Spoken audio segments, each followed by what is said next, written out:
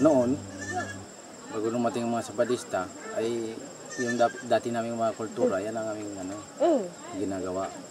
At wala kaming pakialam sa mga kumbaga sa Diyos, wala kaming kalam-alam. Pero nung dumating mga misyonary, ay unti-unti namin tinanggap ang Diyos. Lalong-lalo na sa mga panalangin nila na pinagaling ang mga may sakit. Doon. Katapos maraming naniniwala na kung ang isang mangyan ay nananampalataya kay Jesus, ay gumagaling ang mga may sakit at hindi gaanong mahirap ang buhay.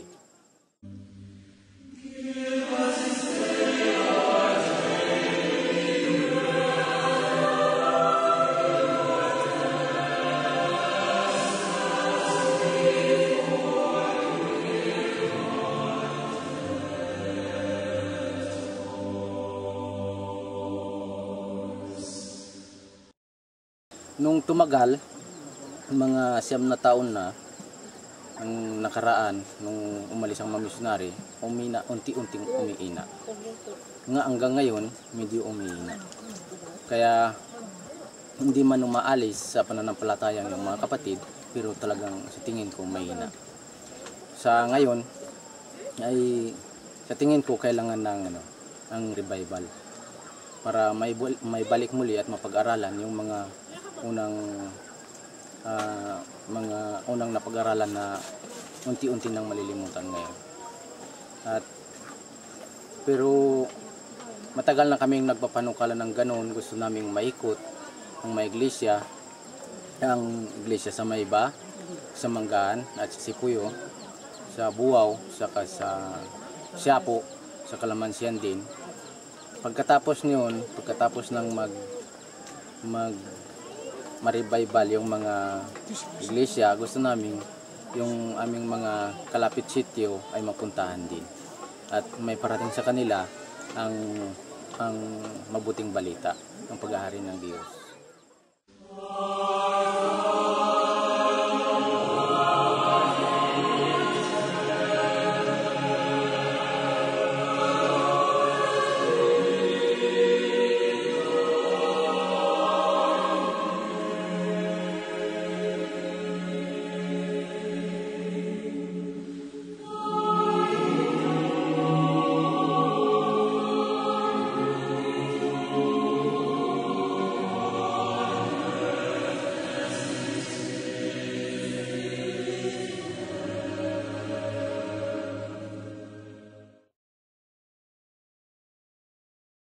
Pero gabi-gabi ako bilang isang leader, dinadalangin ko na sana may mga taong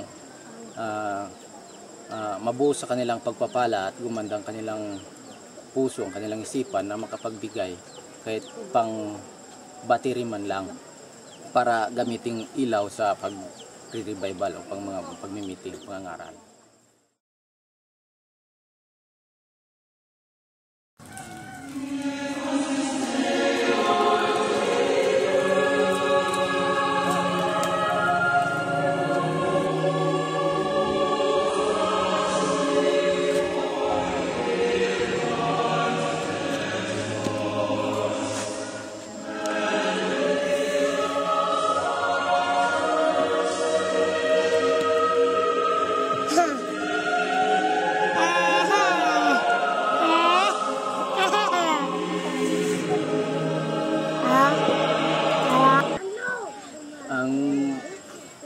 Malimit ng sakit, ubo, lagnat at pagtatai. Pag sa anak buhay ay talagang may kahirapan.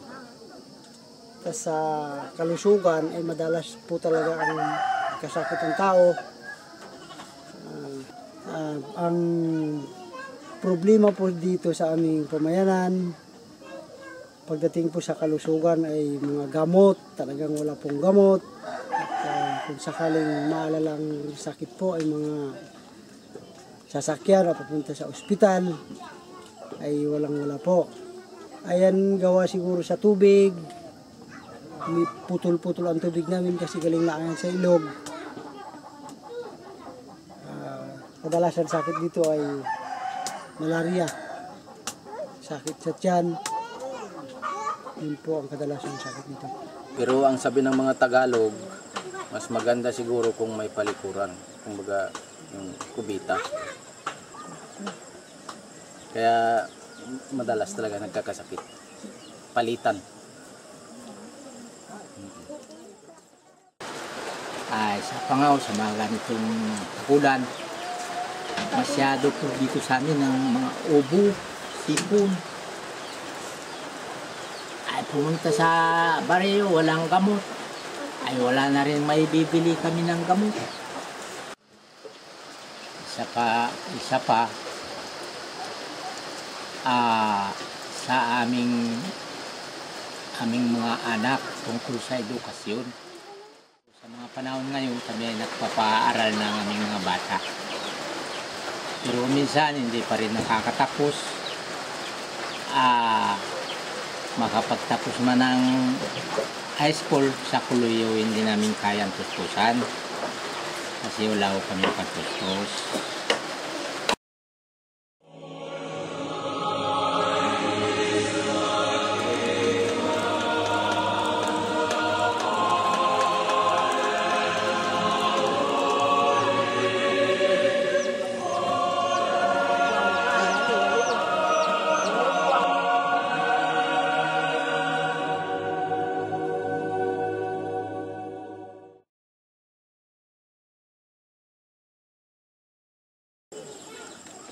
Ngayon, yung mga babae, di magnanami na laang. Araw-araw yan, magnanami. Yung mga lalaki naman, araw-araw naman sa baryo. Mangungupaan. At pag naupaan, halimbawa isang araw ay mga 120, kaagad-agad naman ibabayad sa school. Kaya wala ring may ipon.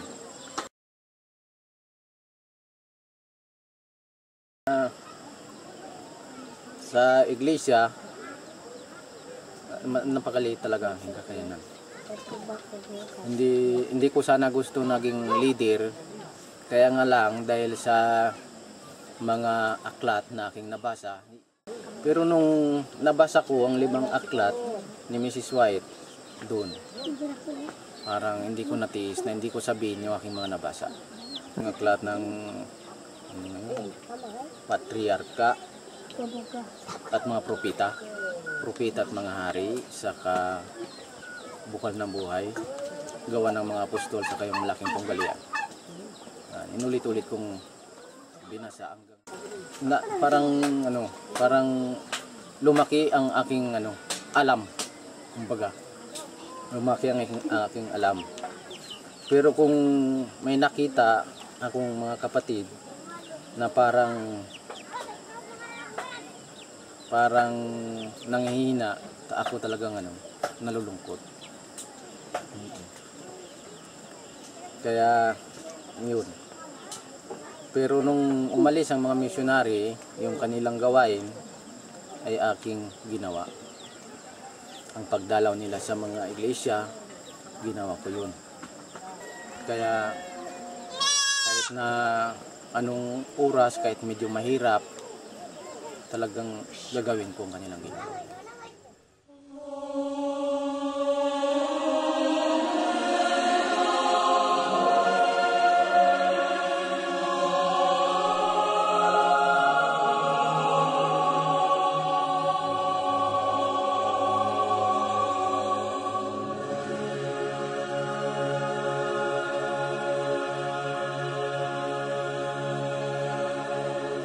Kangay singit tu salong piag parawa.